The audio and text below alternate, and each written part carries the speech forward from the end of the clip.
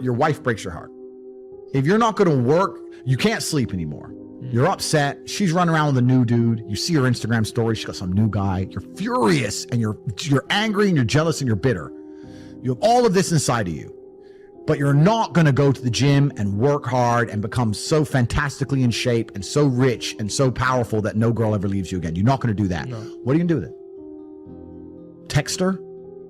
Try and explain to her? She doesn't care. Like, you can write the most perfect English. You can write the most beautiful words ever constructed. Forget Shakespeare. You can do, it doesn't matter. She doesn't care. She just doesn't care. She's distracted. She forgot about you. She forgot about you. So what are you going to do with all of that inside of you if it's not positive? Well, it's going to consume you and you're going to end up self-destructive, or you're going to embarrass yourself, or you can take all of that and put yourself in a position where it never happens to you again. Those are the choices. So what's the most intelligent choice to make? Yeah. You know, I don't understand how many humans function in the world today. I don't get people who don't think like me. I don't understand it. I'm like, well, then how have you survived this long? Life is hard. Life is difficult. Maybe I've just been unlucky, which I don't believe in, but I've had so much trauma and bad events and negativity and stress and all these things that have happened to me. And I've used all of it to be monumentally successful. People are functioning. If you're not thinking like me and you're going through life with any other mindset, you've been extremely fortunate that God smiled on you and allowed you to sit around most of the time doing jack shit, and you have yet to be punished for that. Yeah. I could never have lived that life. If I was a bit lazy or a bit, you know, or I was a bit of a snake, or if I lied to people, I'd be dead by now. Yeah. Like, so a lot of these people are just absolutely and utterly blessed by God that they managed to go through life with such a non-competitive mindset and they're still breathing. Like, I don't understand how people can think any other way. Yeah. I've spoken to dudes and like, yeah, you know, I had a bad couple months. Why? Oh, my girl left me. You've wasted months.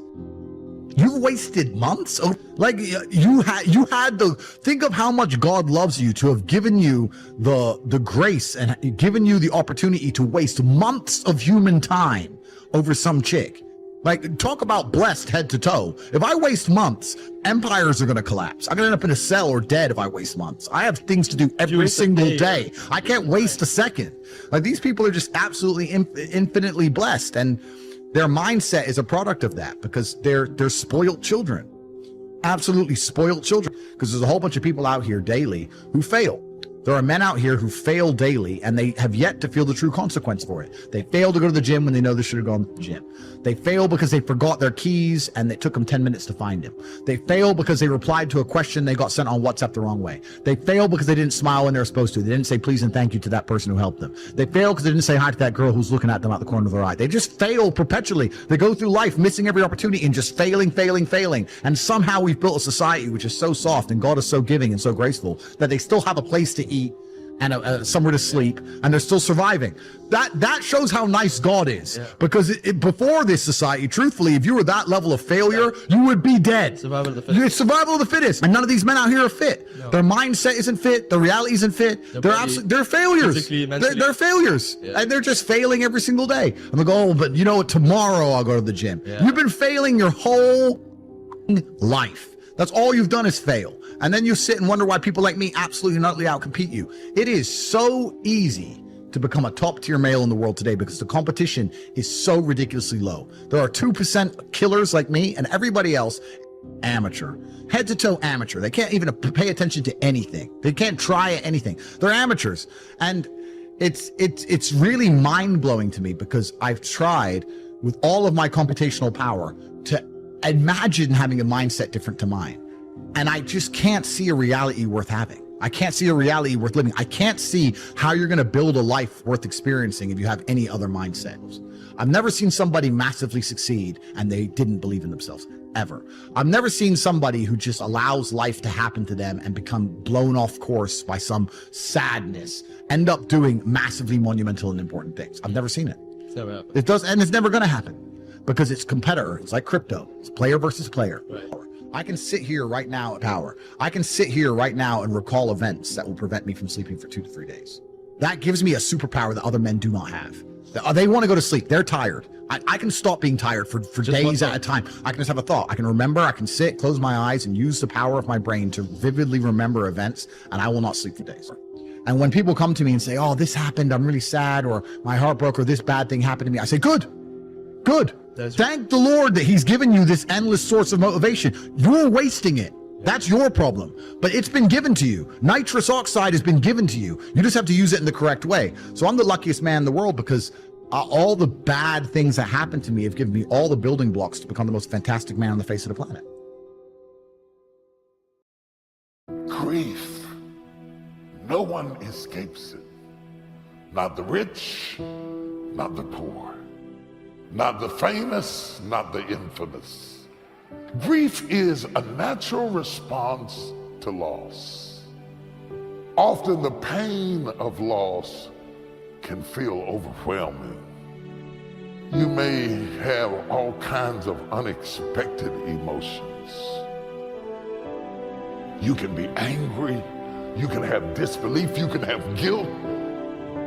There isn't a person listening to me who hasn't encountered grief. You've lost somebody, you've been through some things. Maybe it was the loss of an opportunity. Maybe it was the slow disintegration of a relationship that was once a source of love, and now it is a source of pain. No tear ducts will go unused in this life.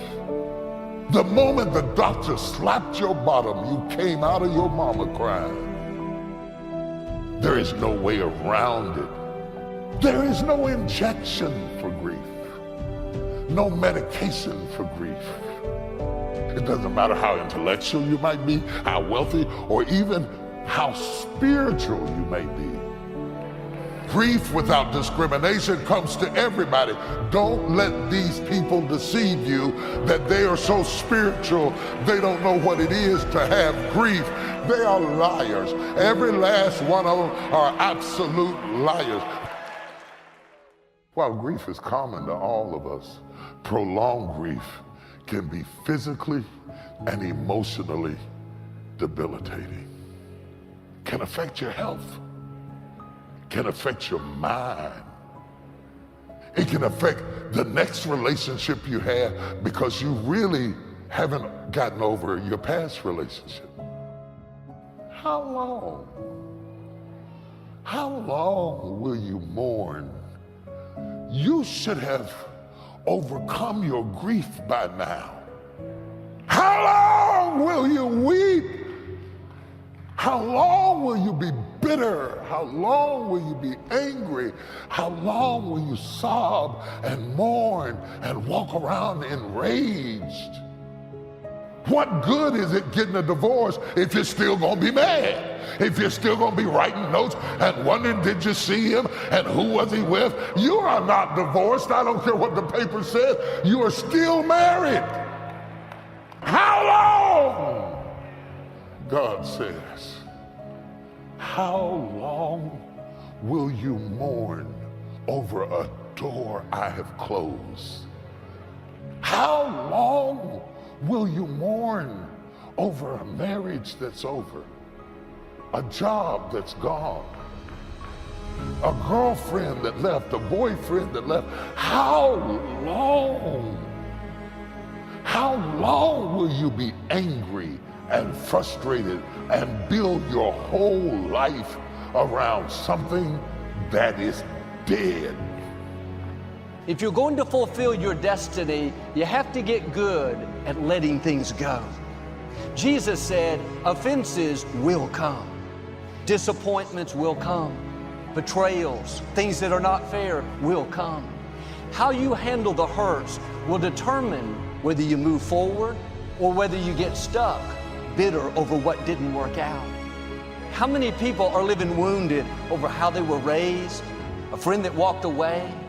They wonder why they don't have good relationships. It's because they haven't healed. God brings a new person, but they're so insecure. This new person has to keep them fixed. The problem is that's not sustainable.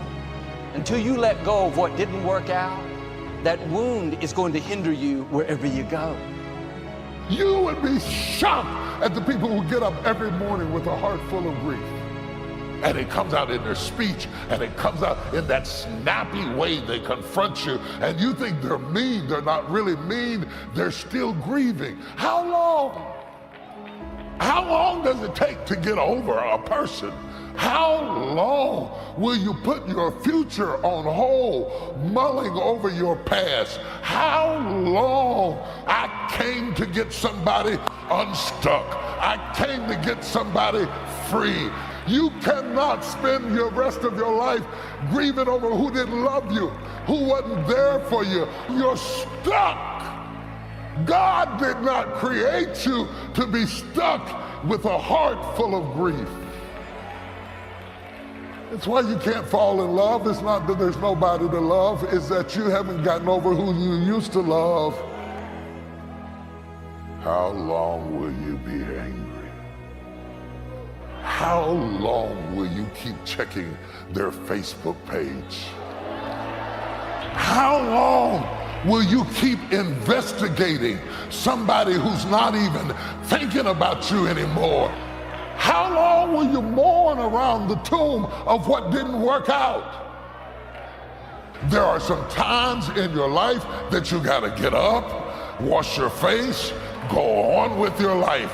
Life is too short for grieving over who didn't want you, who left you, the job you didn't get, the house that you didn't close on.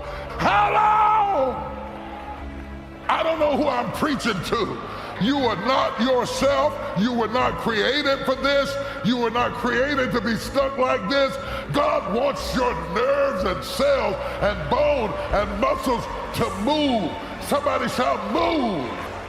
I will not spend the rest of my life hanging around the cemetery of what could have been, what ought to have been. Look, man, if you got something that's been bothering you in your life, get past it. Don't lay there wallowing in your past, man. Your past is back there. It's much more freeing when you learn to let things go. Wasn't fair? That's okay. God will be your vindicator. They hurt you once. Don't let them continue to hurt you by holding on to it.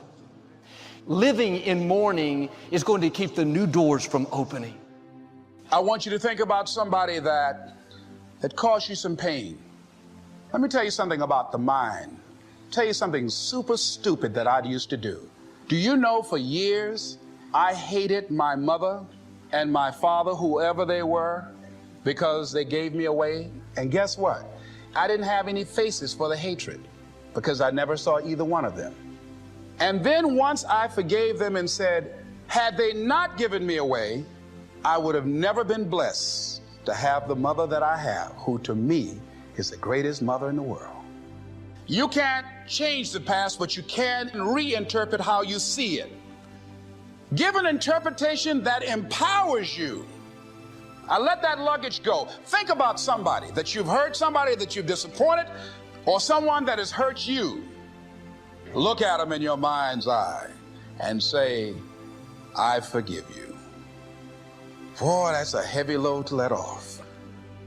I want you to live in a continual process of forgiveness.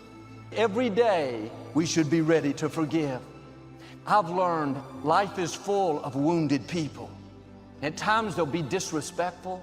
They'll say things they shouldn't. You can't stop the offense from coming, but you can keep it from getting down in you. Joel, I can't forgive them. You don't know what they did. You're not doing it for their sake. You're doing it for your sake. Let it go. You have to give it to God.